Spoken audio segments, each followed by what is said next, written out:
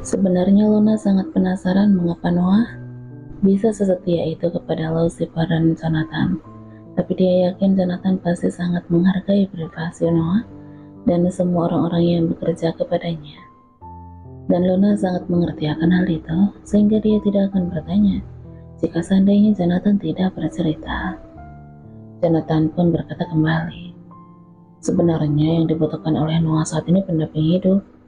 Dan jujur saja, aku merasa seperti ada sesuatu antara Noah dan Devina. Mereka itu seakan ada ketertarikan satu sama lain, tapi ya sama-sama berusaha untuk menahan diri. Luna pun tertawa kecil. Sayangnya, Devina adalah seorang wanita yang sangat setia. Walaupun sebenarnya dia menjalani hubungannya dengan Mario itu karena dijodohkan, tapi Devina sangat patuh kepada Tuan Peter Barak. Jonathan pun terdiam sebentar. Mario? Entah mengapa dia merasa familiar dengan nama tersebut. Kalau boleh aku tahu, apa nama perusahaannya? Mario memiliki sebuah perusahaan bernama Tiger Group. Aku juga kurang akrab dengannya. Hanya aja dia pernah beberapa kali mampir ke rumah Devina. Jonathan mengerutkan keningnya. Tiger Group? Sementara itu Devina membulatkan kedua bola matanya ketika Noah meraih tengkuknya. Noah merasakan dirinya gila, ia kehilangan akal sehatnya. Tapi sungguh, Devina membuatnya candu. Noah merasakan perasaan aneh di dalam dirinya, seakan perasaan itu telah menyebar ke seluruh tubuhnya. Dia memperdalam ciumannya. Devina nampak kewalahan. Noah begitu ganas menciumnya, namun dia tidak mampu menolaknya, karena dia pun sama-sama menikmatinya. Noah mengumpat di dalam hatinya. Ia semakin gila ketika merasakan wanita itu malah membalas setiap pagutannya, membuat Noah kehilangan kendali. Bagaimanapun, dia adalah seorang pria yang sangat normal. Tidak mungkin dia tidak berhasrat ketika berduaan dengan seorang wanita di dalam kamar, apalagi saat ini mereka sedang berjamuan panas. Dan kini entah siapa yang memulai. Kemeja yang dikenakan oleh Noah dan gaun yang dikenakan oleh Devina telah bertebaran di lantai. Kini Noah yang mengenakan celana panjang aja, hingga terlihat bagaimana gagahnya tubuh pria tampan tersebut. Tato di dada dan lengannya membuat tubuhnya terlihat semakin maju dan gagah. Sementara Devina, wanita itu hanya mengenakan rok mini dan bra, sehingga terlihat sangat jelas bagaimana indahnya perut Devina yang rata tersebut. Tiba-tiba, suara telepon mengagetkannya. Noah segera meraih ponselnya di atas nakas. Ia terkejut saat melihat siapa yang menelponnya. Noah adalah seorang kaki tangan yang sangat patuh. Ketika Jonathan menelponnya, sedang apapun dia saat ini, ia harus menerima panggilan telepon tersebut dan harus siap siaga jika Jonathan memberikan perintah kepadanya.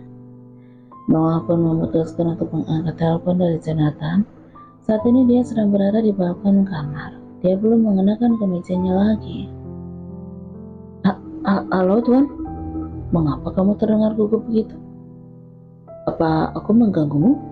Jonathan merasakan dari suara Noah, nafas pria itu sedang terengah-engah. Tidak Tuan, walaupun sebenarnya Jonathan sangat mengganggu sekali. Baguslah kalau gitu, tolong kamu cari tahu tentang Mario.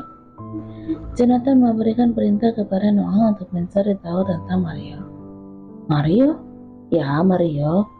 Kekasihnya sahabat istriku, pemilik perusahaan Tiger Group. Apakah mungkin dia adalah pemimpin klan Tiger? Noah baru mengingat kalau di Uruguay ada sebuah klan mafia yang sama hebatnya dengan The Avengers, namanya klan Tiger. Baik Tuan, akan saya laksanakan. Terima kasih Noah. Ya, sama-sama Tuan. Klik.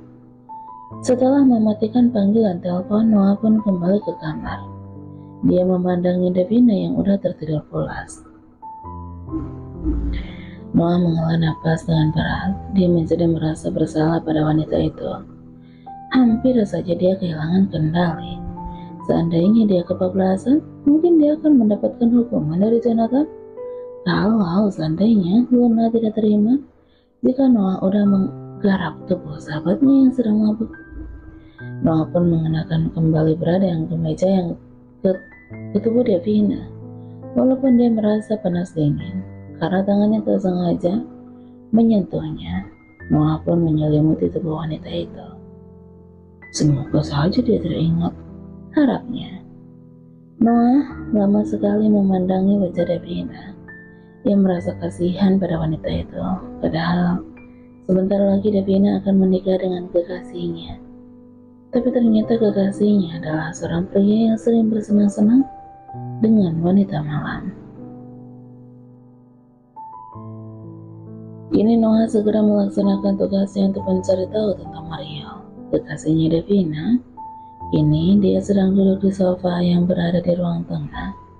Sampai tak terasa hari udah mulai pagi, Noah masih sibuk dengan tugasnya.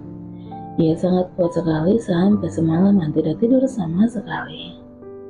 Namun, dia dikagetkan dengan suara jeritan Devina di dalam kamar. Noah segera berlari ke kamar. Ada apa? Tanyanya kepada Devina sambil membuka pintu kamar. Devina sangat terkejut ketika melihat Noah yang masuk ke dalam kamar. Kamu ngapain masuk ke dalam kamarku? Noah menghela napas. Sepertinya kesadaran Devina belum pulih 100%. Ia berjalan mendekati Devina, lalu mencita kepala wanita itu. Sadarlah, ini adalah kamarku. Devina tercengang. Ia segera memperhatikan suasana di kamar tersebut. Ia baru menyadari kalau dia sedang berada di sebuah tempat yang asing untuknya. Semalam, aku udah menolong kamu. Kamu selalu saja merepotkan aku. Noah malah mengomel. Devina tidak terima disebut selalu merepotkan Noah. Merepotkan? Kapan aku meminta bantuan sama kamu? Kenapa tidak bicara jujur saja? Sebenarnya diam-diam kamu mempedulikan aku kan? Noah tersenyum sinis. Aku tidak pernah mempedulikan kamu. Baguslah kalau gitu. Tapi ngomong-ngomong, kamu harus menjaga kebersihan apartemen kamu ini. Lihatlah, leherku sampai ada tanda merah begini. Entahlah binatang apa yang menggigit leherku. Rupanya tadi Devina menjerit karena terkejut melihat ada beberapa tanda merah di lehernya. Ketika dia sedang bercermin, Noah menjadi gelagapan mendengarnya. Mengapa juga dia harus ceroboh meninggalkan tanda kiss mark di leher Devina? Sepertinya Devina sama sekali tidak mengingat dengan ciuman panas mereka, karena semalam dia benar-benar mabuk berat. Prok. Noah menepukkan kedua tangannya. Dia pura-pura sedang menepuk nyamuk. Kadang di kamar ini ada nyamuk yang sangat besar. Nyamuk besar? Devina mengerutkan keningnya. Nyamuk sejenis apa itu? Pembicaraan mereka terhenti ketika mendengar suara bel berbunyi. Noah dan Devina segera keluar dari kamar. Mereka melihat ada wajah Jonathan dan Luna di balik layar intercom yang berada di pinggir pintu. Rupanya sepasang suami istri itu sedang berdiri di depan pintu. Mungkin karena Jonathan akan membawa hasil penyelidikan Noah. Kebetulan Luna ingin ikut. Noah terlihat salah tingkah. Apakah dia harus menyembunyikan Devina di kamarnya? Namun pikiran Noah tak sejalan dengan Devina. Wanita itu malah berseru. Wah, ada Luna. Aku harus bertanya padanya. Dia pasti tahu jenis nyamuk apa yang menggigit leherku. Bagaimana kalau itu adalah jenis nyamuk yang sangat berbahaya? Mungkin karena Devina selalu disibukkan dengan bekerja. Dia berkencan dengan Mario pun hanya makan-makan aja, sehingga dia tidak tahu bagaimana bentuk tanda kiss mark. Karena belum pernah mengalaminya, dia tidak pernah mengizinkan Mario menyentuhnya. Mungkin karena belum bisa memberikan perasaannya kepada Mario, Noah menjadi gelagapan. Ia seakan seperti seorang maling yang akan segera ketahuan. Noah tentu tidak boleh membiarkannya. Semalam dia benar-benar telah dibuat lupa diri oleh Devina. Padahal Devina yang memulai dan menggodanya. Tapi wanita itu sekarang malah berlaga tanpa berdosa kepadanya.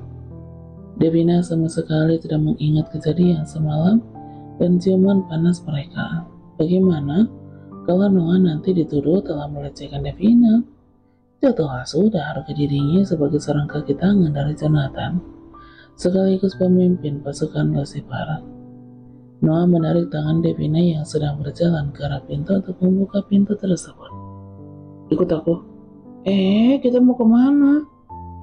Devina sangat terkejut. Noah tiba-tiba aja menarik tangannya, membawa wanita itu masuk ke dalam kamarnya. Kemudian Noah membuka lemari pakaian yang besar. Masuklah.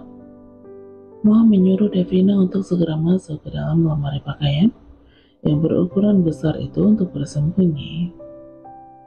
Devina tidak ingin mengikuti apa yang disuruh oleh Noah. Untuk apa aku harus bersembunyi? Seperti sepasang kekasih yang takut ketahuan udah berbuat musuh aja. Lagian, kita kan tidak ngapa-ngapain semalam. Wajah Noah nampak memerah membayangkan kejadian semalam. Apalagi kedua matanya tanpa sengaja melihat belahan Devina, membuat dia menjadi terbayang-bayang dengan bentuknya. Noah pun mengalihkan pandangannya ke arah lain.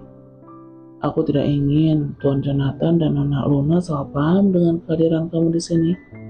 Lebih baik kamu segera masuk dan kancing gaun kamu sedikit terbuka tuh. Noah mengatakannya dengan sedikit terbata-bata. Tubuhnya mendadak menjadi panas dingin, hidungnya kembang kemis. Devina pun refleks menutup belahan dadanya. Ia pun segera mengencingkan kancing bagian paling atas di gaun yang dia kenakan. Wajahnya menjadi merah merona, tapi dia yakin Noah tidak akan berpikiran mesum kepadanya. Sikap pria itu sangat dingin sekali dan datar, seakan tidak memiliki hawa nafsu mirip beruang kutub. Terdengar suara bel berbunyi kembali. Sepertinya Jonathan udah tidak sabar. Biasanya Noah selalu bergerak cepat membuka pintu. Kalau Jonathan datang ke apartemennya sang kaki tangan itu, Noah tidak ingin menunggu waktu lama lagi. Ia segera memasukkan Devina ke dalam lemarinya. Tunggu dulu. Devina ingin memberontak, tapi Noah udah menutup pintu lemari tersebut. Noah segera berlari keluar dari kamar untuk membuka pintu apartemen. Ais, dasar beruang kutub. Untuk apa dia menyembunyikan aku di sini, Kuro? Gerutu Devina. Sebenarnya dia bisa saja keluar dari lemari tersebut kalau dia mau, karena lemarinya tidak dikunci. Tapi Devina merasa bahwa memang seharusnya dia bersembunyi. Bagaimana kalau Luna dan Jonathan berpikir dia telah berbuat macam-macam bersama dengan Jonathan? Tapi apa yang dikatakan oleh si beruang kutub itu ada benarnya juga. Sebentar lagi aku akan menikah dengan Mario. Bagaimana kalau Luna berpikir aku udah berselingkuh dengan si beruang kutub itu? Devina menjadi teringat dengan tanda merah di lehernya. Ia pun meraba-raba lehernya yang putih itu. Saking putihnya sampai terlihat sangat jelas tanda merah di lehernya. Padahal aku tadinya ingin bertanya ke Luna soal tanda merah ini. Jenis nyamuk apa ya yang udah menggigit leherku? Semoga saja aku tidak sakit TBD.